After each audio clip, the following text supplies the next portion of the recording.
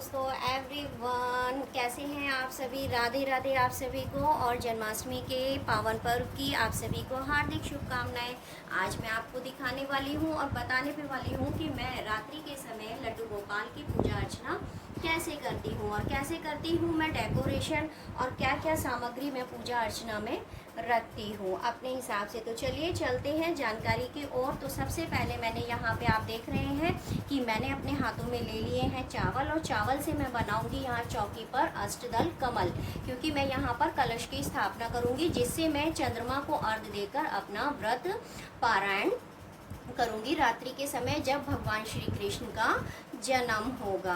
तो चलिए मैं आपको बताती हूँ कि मैं अष्टदल कमल कैसे बनाती हूँ। मैंने यहाँ पर चावल ले लिए हैं और आपको ध्यान रखना है कि अक्षत जो है आपके टूटे हुए नहीं होने चाहिए। आपको ऐसे सर्कल बना लेना है। सर्कल बनाने के बाद आपको क्या करना है, देखिएगा, आपको अपनी फिंगर की सहायता से ऐसे ऐसे ऐसे और ऐसे, ये बन गया आपका अष्टदल कमल।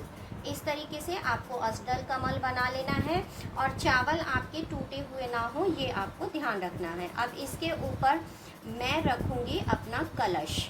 कलश मैंने यहाँ पर गंगा जल ले लिया है, जैसा कि मैं अपनी सभी वीडियोस में बताती हूँ। सबसे पहले मैं कलश में डालूँगी गंगा जल।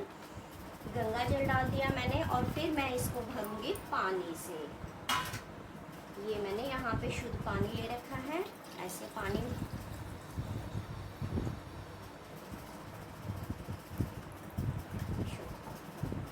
और मैं पहले ही बता दूं आपको, ये जो लोटे में मैंने जल लिया हुआ है, इस जल से मैंने सारी इसमें गंगा जल मिलाया हुआ है। इस गंगा जल से और जल से मैंने सभी चीज़ों को शुद्ध कर लिया था, छींटे दे लिए थे। अब मैंने यहाँ पर कर दी है अपने कलश की स्थापना। कलश की स्थापना के बाद मैं यहाँ पर अब आपको बताऊँगी कि मैं इसके अंदर क्या क्या डालूँगी। थोड़ा सा मैं यहाँ पर मीठा डालूंगी इसमें। आप चाहें तो इसमें आप सिक्का भी डाल सकते हैं, लेकिन कहते हैं कि कलश को कभी भी खाली नहीं रखना चाहिए। और मैं यहाँ पर कर रही हूँ चंदन का इस्तेमाल, पीले चंदन का इस्तेमाल। आप रोली का भी इस्तेमाल कर सकते हैं। आप रोली की सहायता से यहाँ पे कलश में बना रही हूँ स्वास्तिक का चिन्ह, क्योंकि आप सभी को पता है कि स्वास्तिक का चिन्ह मंगल सूचक होता है और इसे सभी पूजा अर्चना में बनाया जाता है। इस तरीके से आप देखिएगा स्वास्तिक का चिन्ह मैं कैसे बना रही हूँ, क्योंकि कुछ लोग स्वास्तिक का चिन्ह बनाने में भी गलती करते हैं। आपको स्वास्तिक का चिन्ह जो है क्रॉस नहीं होना चाहिए, क्रॉस नहीं करना है आपको। मैं इस तरीके से स्वास्तिक का चिन्ह बनाती हूँ, तो आपको भी ऐसे ही बनाना है। स्वास्तिक का चिन्ह बना दिया। स्वास्तिक का चिन्ह बनाने के बाद मैं इस कलश को एक कटोरी की सहायता से प्लेट इसके ऊपर रख दूंगी। ये प्लेट मैंने स्टील की ली है और ये मेरे बर्तन वही हैं, जैसा कि मैं आप सभी को बताती हूँ। मेरे ये बर्तन वही हैं जो मैं यूजली मतलब मोस्टली पूजा में इस्तेमाल करती हूँ। तो मैंने इस पर भी देखिएगा, मैंने एक स्वास्तिक का साइन बना दिया है ऐसे, और इस स्वास्तिक के साइन पे मैंने थोड़े से अक्षत रख दिए हैं और टीका कर दिया है इसका। इस तरीके से ऐसे कर दिया आपने। अब हमारी बारी आती है गणपति बप्पा की, क्योंकि कलश स्थापना हमारी सबसे पहले होती है पूजा में। तो अब मैं अपने गणेश जी को यहाँ पर स्थान देने वाली हूँ। तो जब हम किसी भी देवी देवता को स्थान देते हैं तो उन्हें फूल या फिर चावल रख करके उनको स्थान देते हैं। यहाँ पर मैं गणेश जी को जो है शुद्ध कर रही हूँ, छींटे दे रही हूँ। छींटे देने के बाद मैं उनको अपने आंचल से ऐसे करके साफ करके यहाँ पे मैंने बिठा दिया अपने गणपति बप्पा। गणपति बप्पा को मैंने यहाँ पर बिठा दिया है और उनको मैंने आह्वान कर रही हूँ कि हे गणपति बप्पा, आज जन्माष्टमी है, श्री कृष्ण का जन्म है, आप यहाँ पर विराजमान हो। सर्वप्रथम मैंने आपको बुलाया है, तो आपका स्वागत है। सभी कार्य मेरे सिद्ध करना और मैंने जो व्रत रखा है उसे रखने की मुझे क्षमता देना। इस तरीके से मैंने पूजा अर्चना की। कलश को स्थापित कर दिया और गणपति जी को स्थापित कर दिया। अब गणपति जी जब हमारे पूजा में शामिल हो गए हैं तो हमारे सभी कार्य जो है निर्विघ्न संपूर्ण होने वाले हैं। अब मैं बता दूं कि मैंने पूजन सामग्री के साथ साथ यहाँ पर क्या क्या सामान लिया है। आप देख रहे हैं यहाँ पर मैंने वस्त्र रूपी मैंने कलावा लिया है, जो मैं धूप दीप दान करने के बाद करूँगी। यहाँ पे मेरे सालिग्राम भी हैं। मैं बता दूँ आपको, लड्डू गोपाल के पंचामृत स्नान के लिए मैंने यहाँ पर दूध लिया है, दही लिया है, शहद लिया है, और ये थोड़ा सा घी है आपका, और ये शक्कर है, और जिससे मैं लड्डू गोपाल को स्नान कराऊंगी, अपने सालिग्राम को भी स्नान में कराऊंगी। यहाँ पे मैंने फल ले लिए हैं, और आप देख रहे हैं कि तुलसी दल जो सबसे पहले भगवान विष्णु की पूजा में सम्मिलित किया जाता है, वो भी मैंने यहाँ पर लिया है।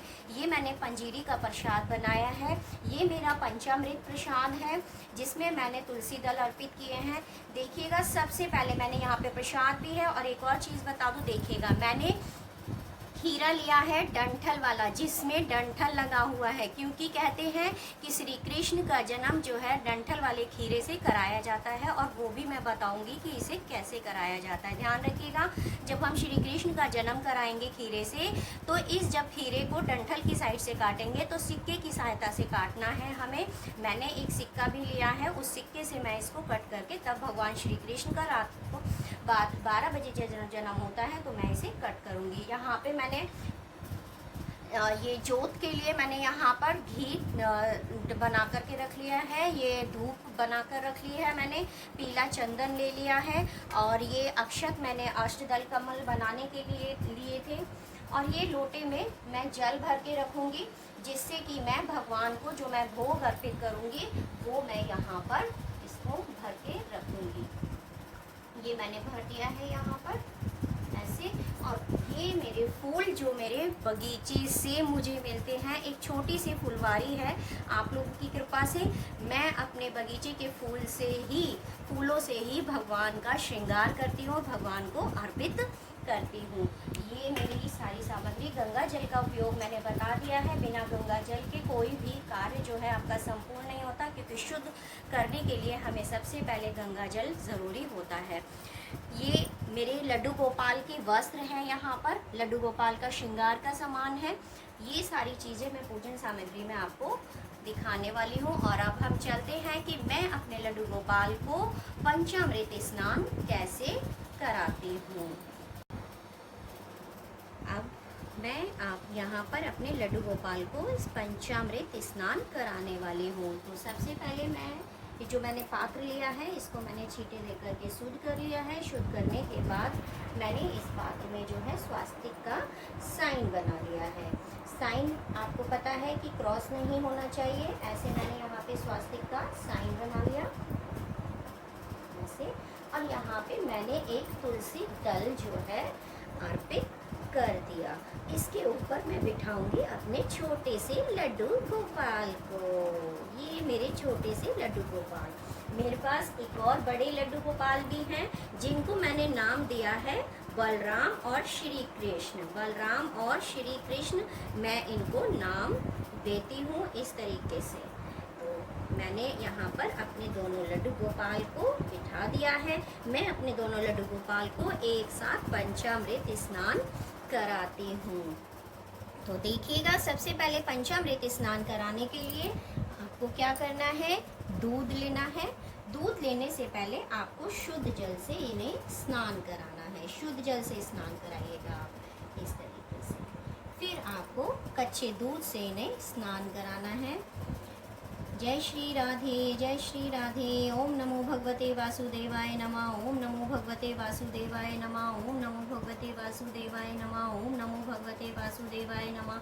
ओम नमो भगवते वासुदेवाय नमः। और मैं बता दूं कि जब आप अपने लड्डू गोपाल को स्नान करा रहे हैं, तो ये जो प्रसाद आपका जिनसे आप स्नान कराते हैं, पंचामृत बन जाता है। पंचामृत से आप स्नान कराते हैं। ये दही से मैं स्नान करा रही हूँ। तो जब ये लड्डू गोपाल जी इससे स्नान आदि करते हैं, तो ये आपका चरणामृत बन जाता है। आप इसे प्रसाद के रूप में वितरित कर सकते हैं। इस तरीके से आपको अपने लड्डू गोपाल को स्नान कराना है। फिर आपको शहद लेना है। शहद से आपको स्नान कराना है। शहद, पंचामृत में आप सभी को पता है कि 5 चीज़ें इंक्लूड होती हैं। ये मैंने शहद से स्नान करा दिया लड्डू गोपाल को। शहद से स्नान कराने के बाद अब बारी आती है हमारी घी की। ये मैंने घी से स्नान करा दिया अपने दोनों लड्डू गोपाल को। ऐसे आप जब स्नान कराएं तो ध्यान रखें, अब बारी आती है शक्कर की। ये मैंने यहाँ पर थोड़ी सी शक्कर अपने लड्डू गोपाल को पंचामृत स्नान में शामिल कर दी। ऐसे आपको स्नान कराना है। अब बारी आती है इनको अच्छे से, आपने पंचामृत स्नान कराया है तो सारी चीज़ें अच्छे से आपको ऐसे नीट एंड क्लीन इनको अच्छे से साफ करना है। साफ करने के बाद अब आप इन्हें शुद्ध जल से स्नान कराइएगा। शुद्ध जल से आप इन्हें स्नान कराइएगा। शुद्ध जल से स्नान कराने के बाद कुछ लोग जो हैं अपने लड्डू गोपाल को एक टॉवल रखते हैं, लेकिन मैं हमेशा अपने लड्डू गोपाल को अपने आंचल से ही ऐसे आपको स्नान कराना है। स्नान कराने के बाद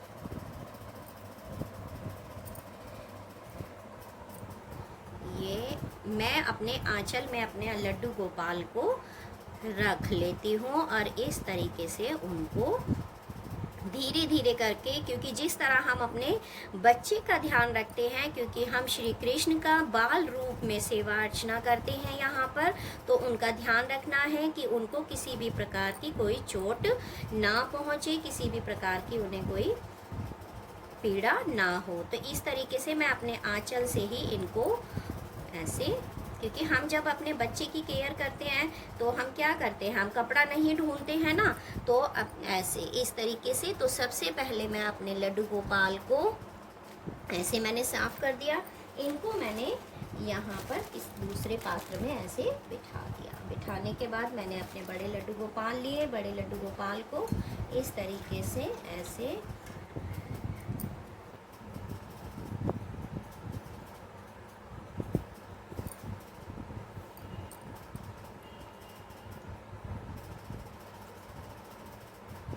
मैं तो कुछ अपने लड्डू गोपाल का श्रृंगार ऐसे करती हूँ, आप जैसे भी चाहे वैसे कर सकते हैं। मैंने यहाँ पर लड्डू गोपाल के अपने लिपस्टिक लगा दिए ऐसे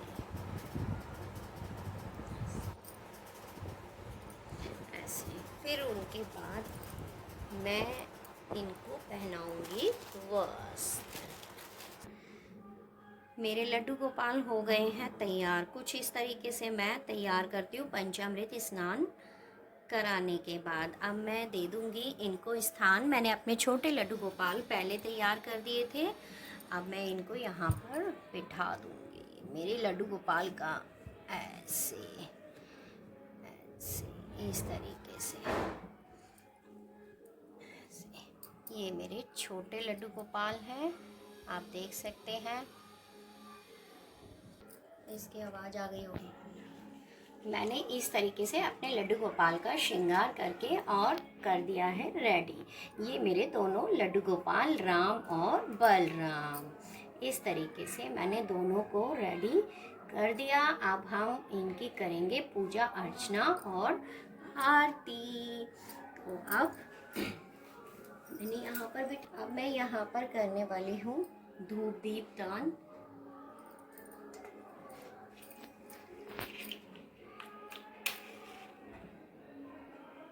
जय श्री राधे। ओम नमो भगवते वासुदेवाय नमः। ओम नमो भगवते वासुदेवाय नमः। ओम नमो भगवते वासुदेवाय नमः। ओम नमो भगवते वासुदेवाय नमः। इस तरीके से मैंने यहाँ पर चोल जला दी है। चोल जलाने के बाद मैं यहाँ पर आप धूप भी जलाऊंगी।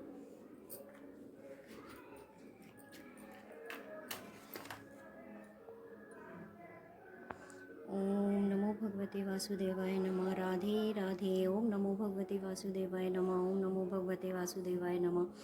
ओम नमो भगवते वासुदेवाय नमः। ओम नमो भगवते वासुदेवाय नमः। ओम नमो भगवते वासुदेवाय नमः। ओम नमो भगवते वासुदेवाय नमः। ओम नमो इस तरीके से मैं अपने लड्डू गोपाल और गणपति बप्पा और ये मेरा कलश, इस तरीके से मैं कुछ पूजा अर्चना करती हूँ। अपनी पूजा अर्चना करने के बाद अब ये मैं यहाँ पर क्योंकि कहते हैं कि सभी देवी देवताओं को सुगंधित चीज़ें बहुत ही प्रिय हैं। यहाँ पर मैंने धूप दीप दान कर दिया है। धूप दीप दान करने के बाद अब मैं इनको करूँगी तिलक।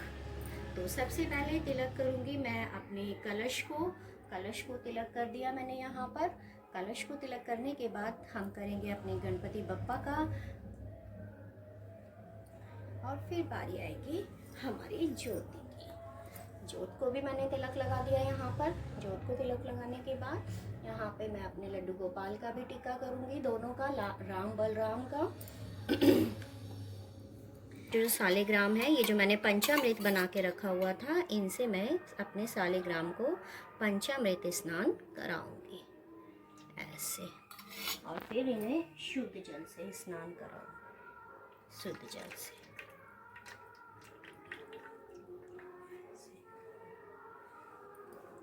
और फिर मैं इन्हें अपने आंचल से ऐसे पोंछ लूंगी।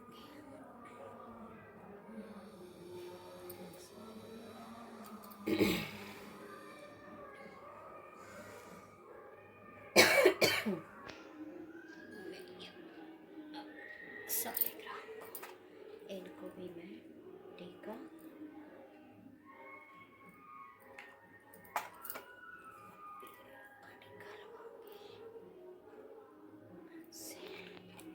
अब बारी आती है, हमने धूप दीप दान कर दिया अपने लड्डू गोपाल को, गणपति जी को। अब बारी आती है फूलों से सजाने की।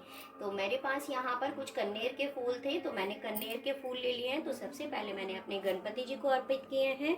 गणपति जी के अर्पित करने के बाद मैंने फिर पहले कलश पर अर्पित कर दिए ये कुछ पुष्प, कलश पर अर्पित कर दिए। कलश पर अर्पित करने के बाद मैंने यहाँ पर अपने सालिग्राम को भी मैंने यहाँ पर अर्पित कर दिए कुछ पुष्प अर्पित करने के बाद अब मैं अर्पित कर रही हूँ अपने लड्डू गोपाल को। ये मेरे लड्डू गोपाल दोनों यहाँ पर इस तरीके से, और इन पुष्प को थोड़ा सा मैं ऐसे सजावट के तौर पे यहाँ पर ऐसे कर दूंगी। और ये एक मैंने अर्पित कर दिया दीपक को। ये मेरे कन्नेर के पुष्प हैं जो मुझे बहुत ही प्रिय हैं। तो मैं भी पीला रंग, जैसे कि लड्डू गोपाल को बहुत पसंद है, तो मैंने पीले रंग के पुष्प भी कन्नेर के लड्डू गोपाल को चढ़ा दिए हैं। और ये पुष्पों से मैंने यहाँ पर कर दी है थोड़ी सी सजावट।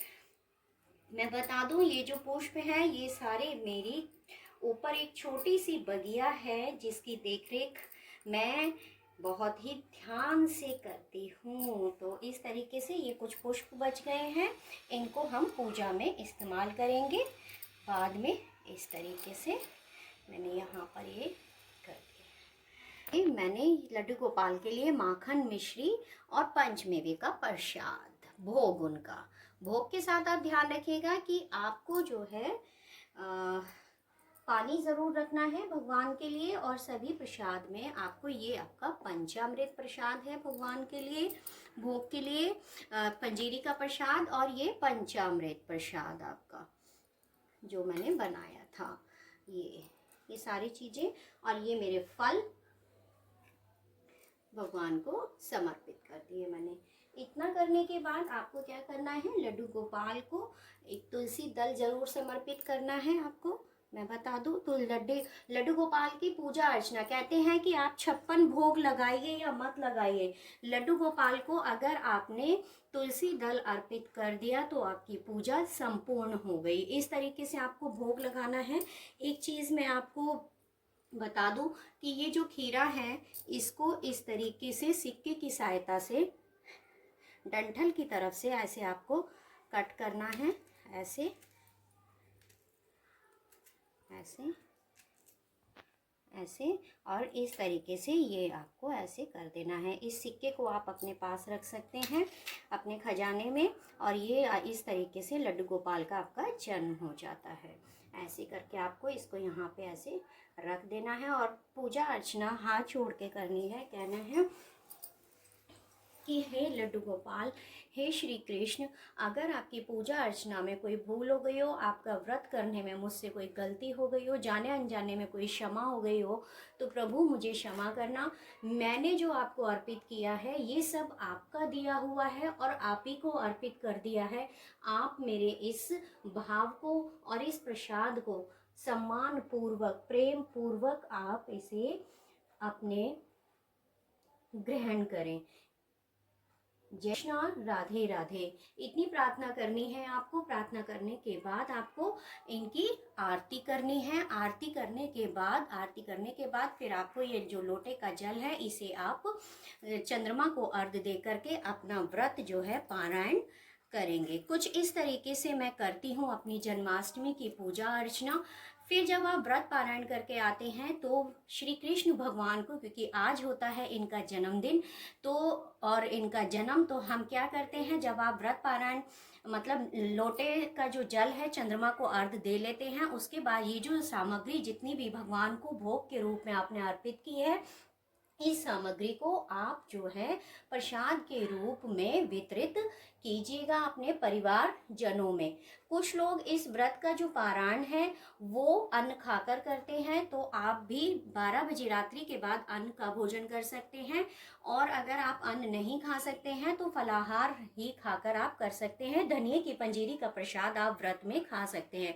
पंचामृत आप जरूर ग्रहण कीजिएगा, और जिस पंचामृत से आपने भगवान श्री कृष्ण का अभिषेक किया था, जलाभिषेक किया था, वो चरणामृत बन गया, तो आप उसे ग्रहण करके अपना व्रत पारायण कीजिएगा। ये थी मेरी द्वारा बनाई गई एक छोटी सी मतलब वीडियो कृष्ण जन्माष्टमी पर। उसके बाद मैं क्या करती हूँ कि श्री कृष्ण अपने छोटे से लल्ला को गोद में उठाकर तो मैं नहीं झुला सकती, तो इसीलिए मैंने पालना रखा हुआ है। जब आपकी पूजा वगैरह समाप्त हो जाती है तो आपको इस तरीके से लोटे में जल लेकर के और ऐसे आपको करना है। वैसे तो मैंने देख रहे हैं आप कि मैंने जल भगवान को पहले ही समर्पित कर दिया है, तो लेकिन फिर भी आपको लोटे में एक अलग जल लेना है, जो फिर बाद में आपको इस तरीके से करना है। ऐसे कर दिया, फिर मैं अपने लड्डू गोपाल को उठाऊंगी और फिर मैं झूले में झूलाऊंगी। हाँ जी, मैं अपने लड्डू गोपाल को झूले में झूलाऊंगी। कुछ इस तरीके से मैं अपने लड्डू गोपाल को झूले, ऐसे छोटी सी बना ले बस, ऐसे फिर आपको लड्डू गोपाल को ऐसे पालने में झुलाना है। कहते हैं कि लड्डू गोपाल को पालना झुलाने से आपके समस्त जीवन में जितनी भी बाधाएं या दुख हैं वो सारे हट जाते हैं। कहते हैं कि जिस तरह छोटा बच्चा पालने में झूलकर जो है शांत हो जाता है और उसका मन जो है तृप्त हो जाता है और वो खुश होता है, खुश की अनुभूति होता है, तो उसे वो आपको क्या देगा, आशीष देगा। तो ऐसे मैंने अपने लड्डू गोपाल को पालने में झुला दिया। और झुलाने के बाद कुछ लोग क्या करते हैं कि इसे पालने में ही बैठा रहने देते हैं, तो आपको ऐसा नहीं करना है। ऐसे ही मैं अपने छोटे लड्डू गोपाल को भी पालने में बिठाऊंगी। तो ये मेरे लड्डू गोपाल पालने में बैठ गए हैं ऐसे, तो इनको भी मैं झुलाऊंगी ऐसे।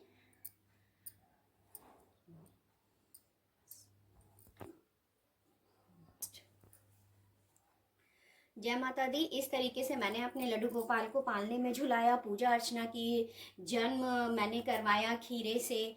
तो इस तरीके से मैं अपना व्रत और अपने पूजा पाठ और भगवान को अपना प्रेम भाव समर्पित करती हूँ। वीडियो अगर आपको अच्छा लगा हो तो प्लीज़ लाइक कीजिएगा, शेयर कीजिएगा और चैनल को सब्सक्राइब कीजिएगा। ऐसे ही मैं आपके लिए इन्फॉर्मेटिव वीडियो, इन्फॉर्मेटिव जानकारी और सुंदर सुंदर से अपने भाव आपके सामने प्रस्तुत करती रहूँगी। राधे राधे, जय माता दी, जय श्री कृष्ण, राधे राधे, हर हर महादेव।